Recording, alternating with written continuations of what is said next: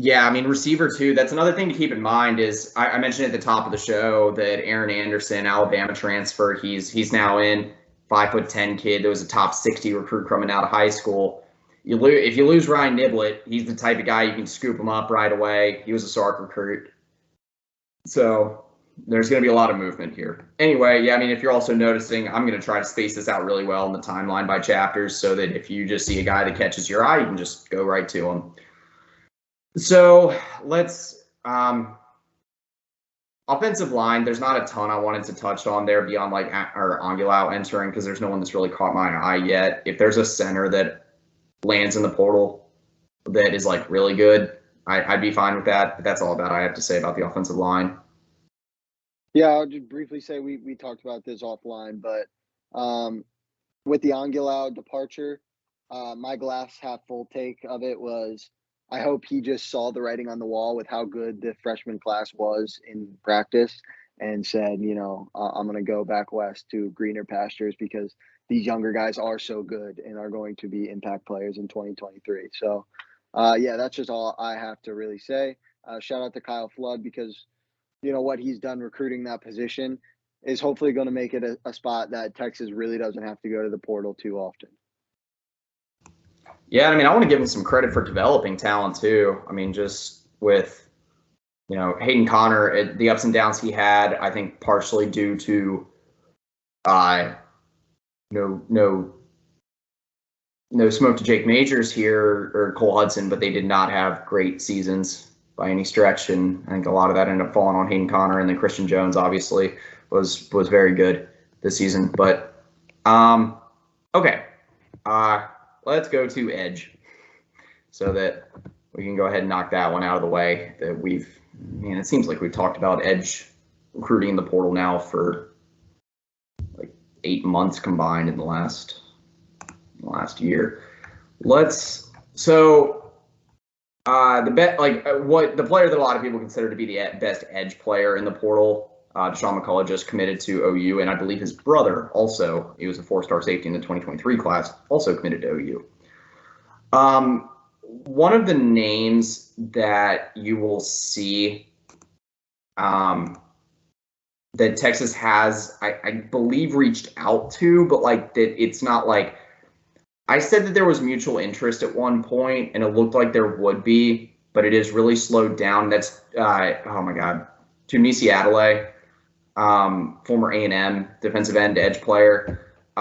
He's really good, and I think he could have a fit at Texas.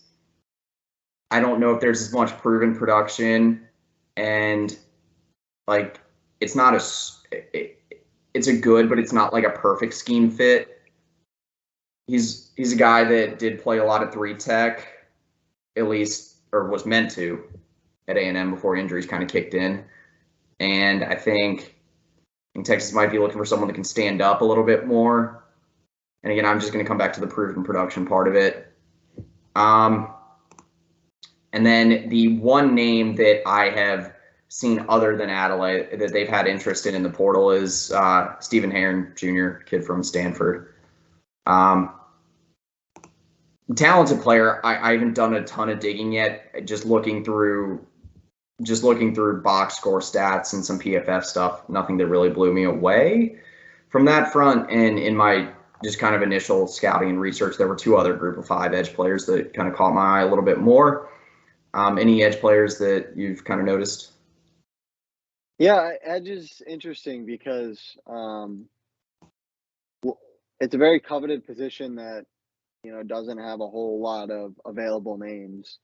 Desmond Little, LSU. Just when you see a defensive player from LSU hit the portal, it's always interesting. So I was looking into him, not very highly recruited out of Mobile, Alabama, and really hasn't had a ton of production. But the frame is intriguing, 6'5", like 225. That would be an interesting guy to look at. But yeah, other than that, I don't have a whole lot on edge, which is kind of unfortunate given the the current state of that position for Texas. Hopefully, Justice Finkley, we saw him come on towards the end of the season. Obviously, Ethan Burke will be here too, and hopefully a contributor. But Texas certainly needs to add a guy who's played a lot of downs and can come in and kind of steady the ship. And right now, it's kind of a little blurry. So hopefully that picture becomes clear in the next couple weeks. I think that Texas needs to get someone that's going to be a little bit more of a standout pass rusher. One of the areas of Barron Sorrell's game during the regular season that I think wasn't afforded enough credit to was his ability to set the edge in run defense. He was a good run stopper during the regular season, and I think he's only going to continue to get better. He was an improved pass rusher for sure, and I think he'll continue to develop, but we need someone that's going to come in and could at least pose the threat of racking up double-digit sacks. I mean, I know it was a down year in the Big 12 for defensive ends, just for pass rushers in general, but like we need that guy that's going to finally be able to get home on a consistent basis. And there are a couple guys in the portal right now that kind of catch my eye that could do that. The one that I like the best just from like a production standpoint is Josaiah Stewart, recent edge player that entered the portal from Coastal Carolina. He was, I think, the second highest rated pass rusher in the group of 5 among edge rushers during the regular season. Just kind of went on a tear through like the back half of Sun Belt play. I believe he had an injury it was second or third to last game of the regular season for the Chants. But I mean, 40 pressures, ended up with 6 hits, 3.5 or 4 sacks. And he was up around 250 pass rushing snaps on the season. And so his effectiveness was there, but as the season went along, he was improving. And that's kind of what I was looking for. Also, he was used a lot more as an outside linebacker, whereas I think he could put on about 10 pounds and be spun down more to play as like a jack end, as like almost a better Oviegofu. And then the other player that caught my eye that's just more of a straightforward like fit as an edge player is Andre Carter. He's about a 6'5", 250 pound edge player out of Western Michigan. In terms of like box score stats, a lot more impressive. 7.5 sacks, I believe upwards of 50 quarterback pressures on the season. And he really came on late. Andre Carter's my favorite. I would have liked to see an offer go out to him already because he's a guy that I think at a minimum is a guy that can get you a half dozen sacks and can always be around the quarterback, be a disruptor. He's the type of guy that I would like Texas to go after, and hopefully, if they don't get him or someone like him, that, we see even better edge players hitting the portal. So yeah, it's interesting when just kind of on a more grand note when talking about the portal. A lot of the Power Five guys are, they don't have the numbers because they're leaving for whatever reason, got buried on a depth chart or something. And then a lot of these G5 guys have a lot of production, but it's obviously they have the G5 stigma. So it's like, kind of, what do you want? Do you want this guy who's highly recruited out of high school but hasn't panned out so far, or a guy who has shown a lot of productivity at the collegiate level, albeit the G5 level?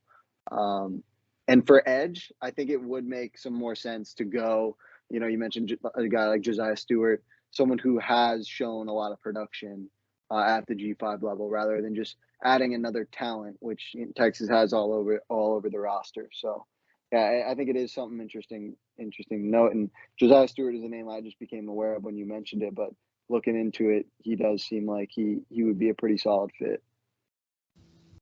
Yeah, he could be a better version of what you were getting out of like Oviegofu or even DeMonte Tucker Dorsey, where he's a pretty versatile fit at linebacker. He can play that Overshone type, kind of like hybrid Sam linebacker role. Not to the same effectiveness, I think, in like run stopping. He's just not the same like level of athlete, but he's a guy that is more depth, a more natural pass rusher. So it's interesting. But Yeah, I mean that's really all for edge rusher right now, man. Yeah, there's really not. They haven't moved a whole lot for that position yet. Hoping to see more movement there. Let's move it back a little bit. Go to linebacker. There's a little bit more going on there. In the way of who they have reached out to at linebacker, I had initially thought there was a little bit of communication with Clayton Smith. I wouldn't be surprised if something has taken place behind the scenes. He's an OU linebacker transfer. That there was some interest with him in Texas definitely during his recruitment. I like him. I mean, obviously he's kind of gushing talent. I wouldn't mind him as a fit with Texas, but again, he's still more of a developmental guy, if I'm not wrong there. And I don't think that Texas needs a ton of them right now. So that would be the main holdup. The other guy that I'm an Oklahoma State grad. I think I've mentioned that a lot. So the guy that is on Texas's radar right now is Oklahoma State linebacker Mason Cobb. He was Oklahoma State's most productive defensive player. We talk about finding the football a lot, and that's what he really excels at. He's a really big playmaker. Kind of did a lot of what Malcolm Rodriguez did for Oklahoma State before, where it was just like wherever Oklahoma State kind of needed a play, whether it be like, a linebacker dropping into pass coverage or, kind of coming around the edge and blowing up a play in the backfield, he was there for it. He's got Big 12 experience. He's still getting better. I think in terms of like maybe feeling like a hybrid of that DeMarvion Overshone or even like that third linebacker role where, if you're taking the nickel or another safety off the field, bringing that third linebacker into play, then Mason Cobb's obviously a guy that gives you another really good run stopper. That's most of what I have on linebacker. Yeah, I would definitely defer to you on Mason Cobb, but that seems like the name that's been trending. And I do remember previewing the Oklahoma State game, he was the guy to key in on, and watching the Oklahoma State-Texas game, he was a guy, like you said, who's always around the football. So I have one other thing to note.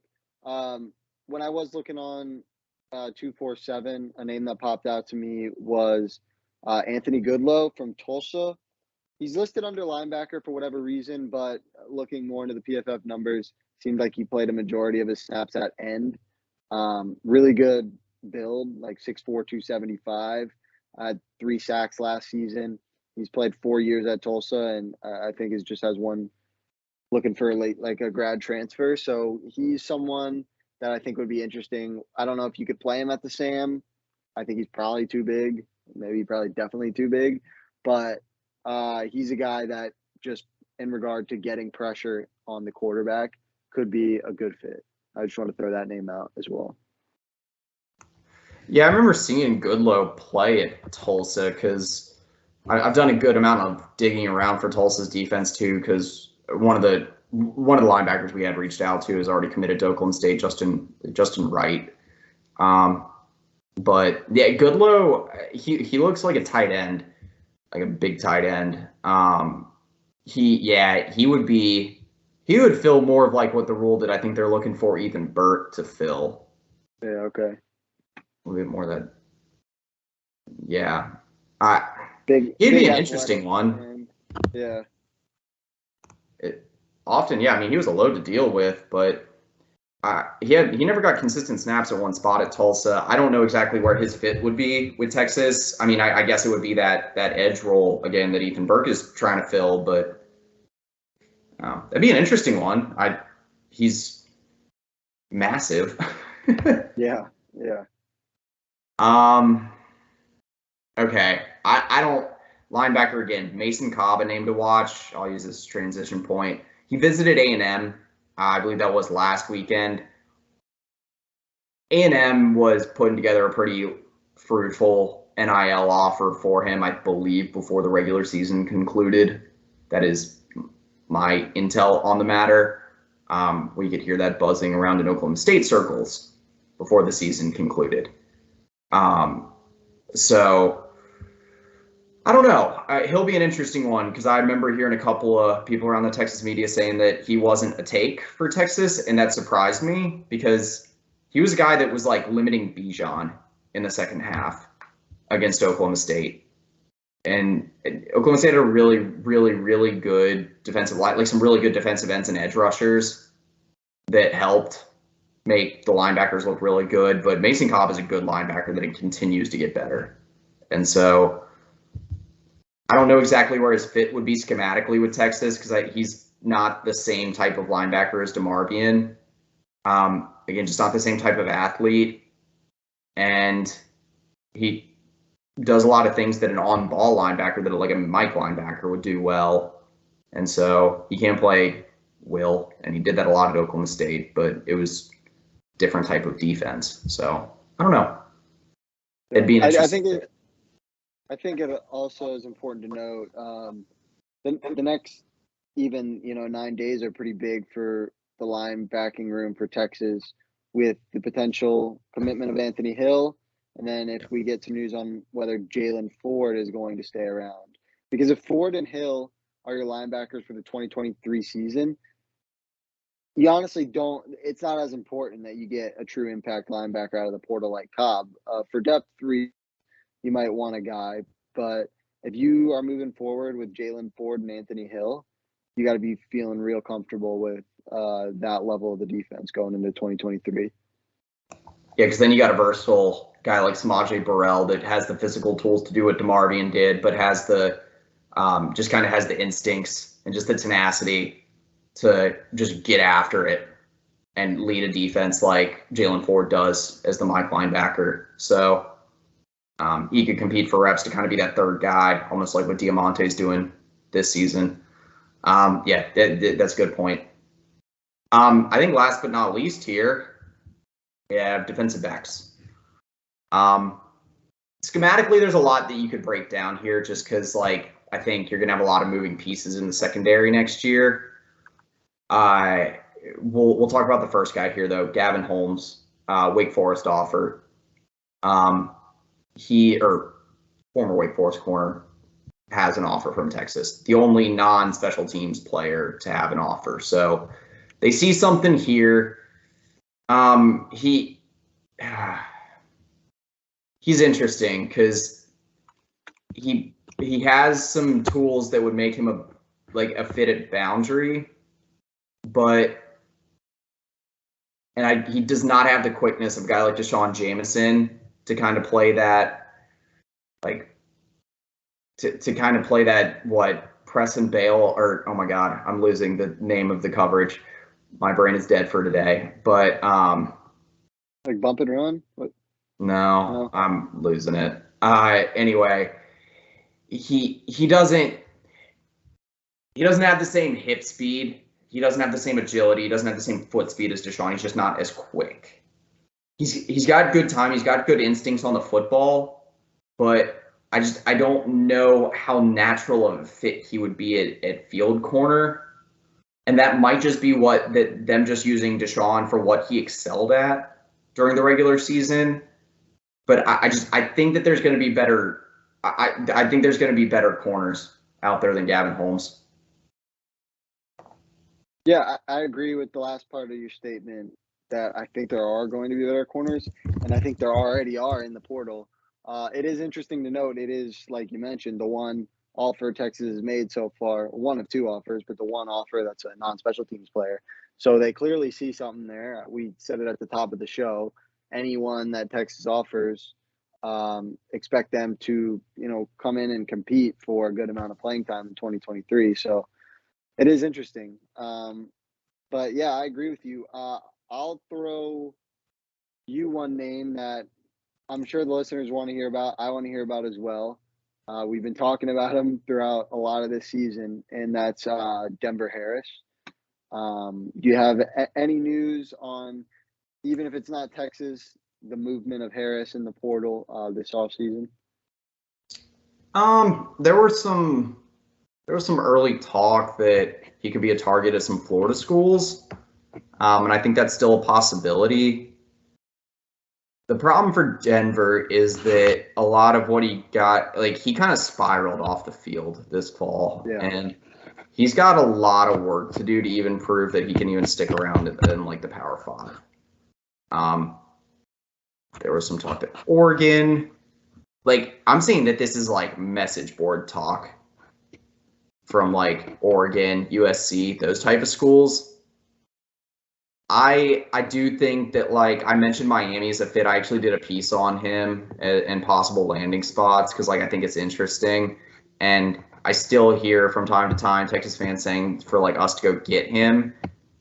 And if it's like if he's completely turned around and is like ready to right the ship and is a good fit on and off the field, sure. I just don't know if we're in that place yet. I mean, obviously, talent-wise, it's off the charts for him, and he was.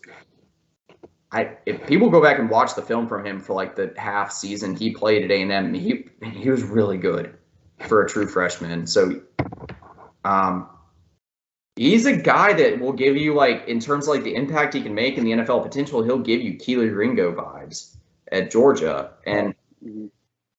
but it's just that's on the field. Off the field, he's got to figure it out.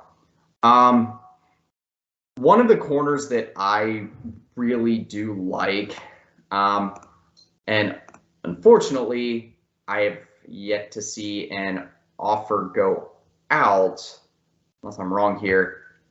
Fentrell Cypress from UVA. I think he's a little bit underrated in terms of the value that he brings to the table. He is a super reliable corner, plays the ball really well. Again, I mean, similar to Gavin Holmes, he doesn't have the same quickness as a guy like Jamison has, but it was press and bail that I was trying to say earlier. He plays some of the same coverage techniques. He's still got quick hit, or that Jamison did that Jamison does at Texas, and still quick hips. I think he is a little bit faster. I think that Cypress is a little bit faster than Gavin Holmes.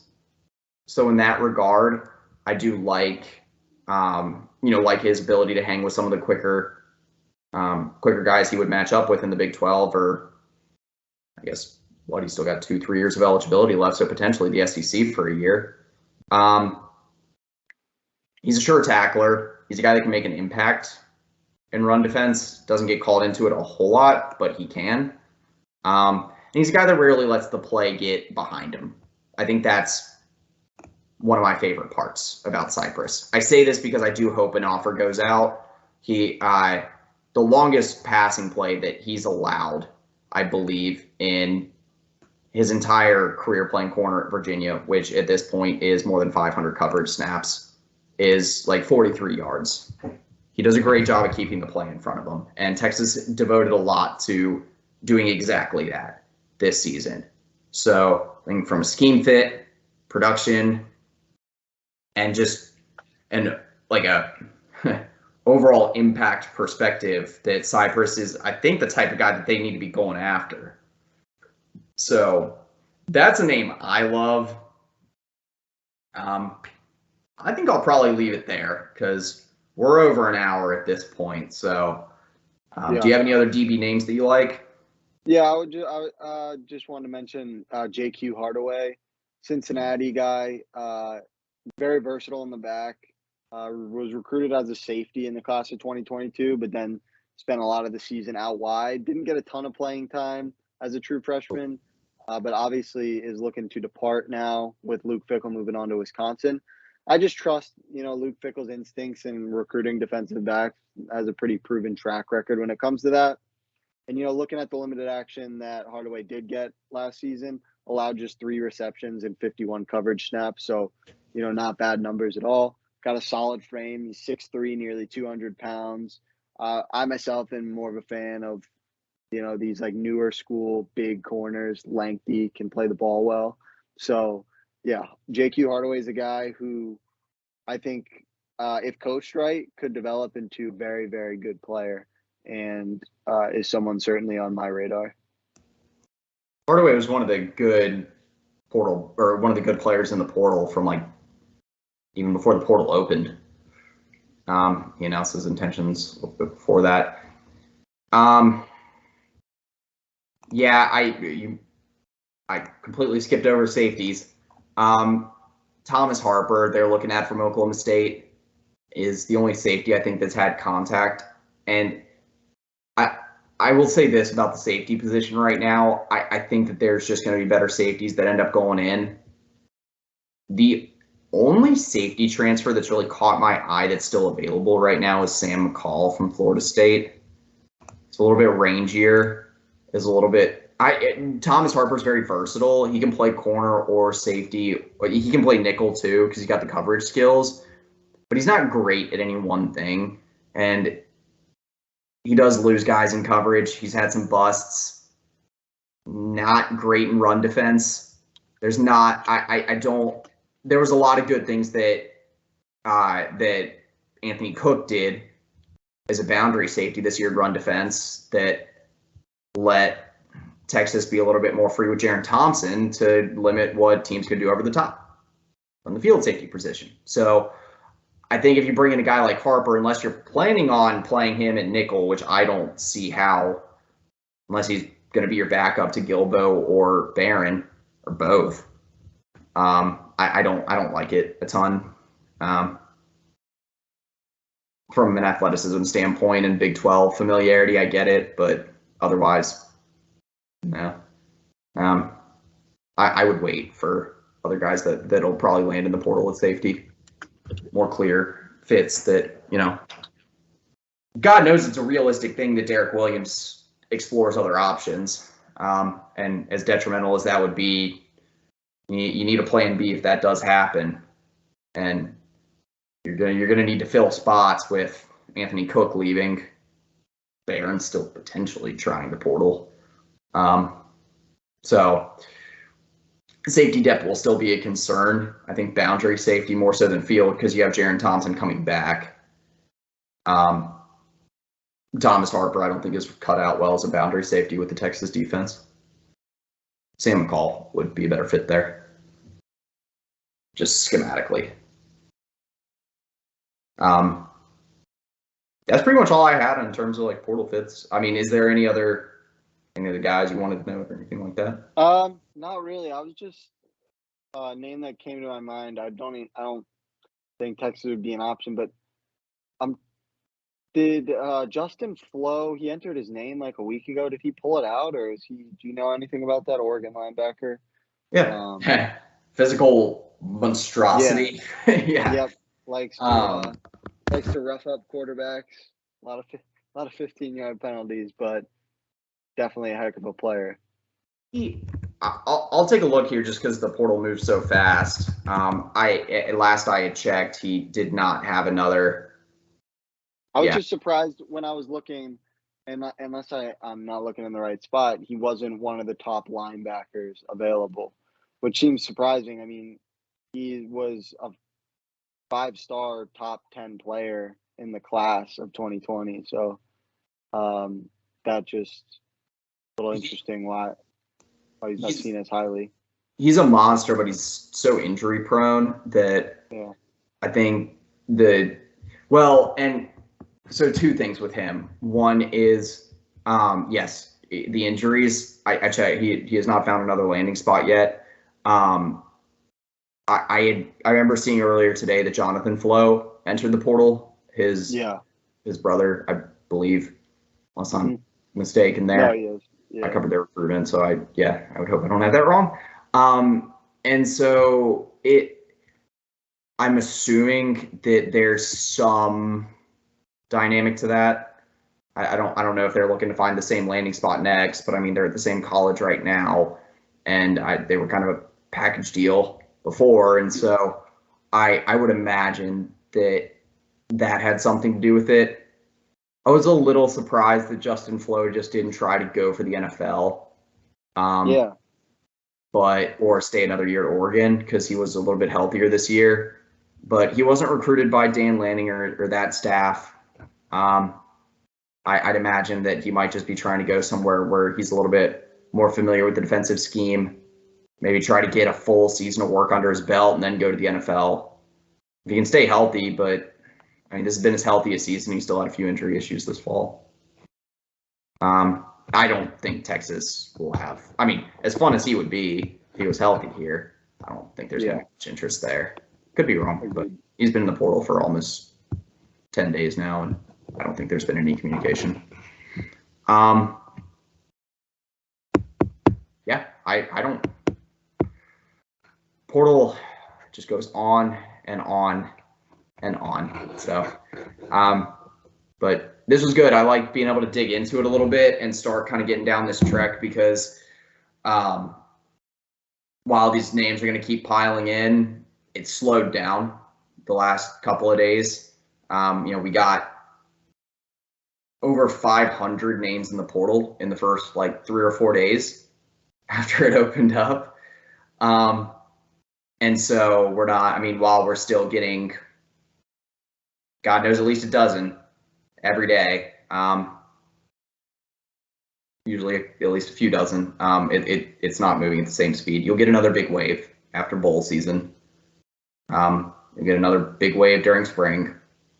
But as of right now, you're going to get names popping up here and there, but it'll be more at a modest pace here for the next few weeks. So we can sit back, see what Texas is starting to do, and start breaking that down a little bit, how that fits in with signing day coming up here in a couple weeks. So, yeah, that's pretty much all I got. I mean, we'll have signing day stuff coming around the corner, and we'll be talking. We'll be talking recruiting here because we now got a decision date that is expected for Anthony Hill on the first day of the early signing period.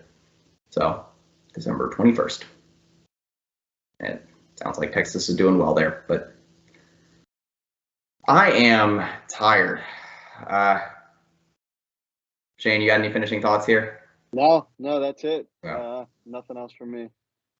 Okay. Yeah, I'm so tired that I thought Preston Bale was wrong, and that was the correct coverage technique. Here about 20 minutes ago when I was talking to Sean.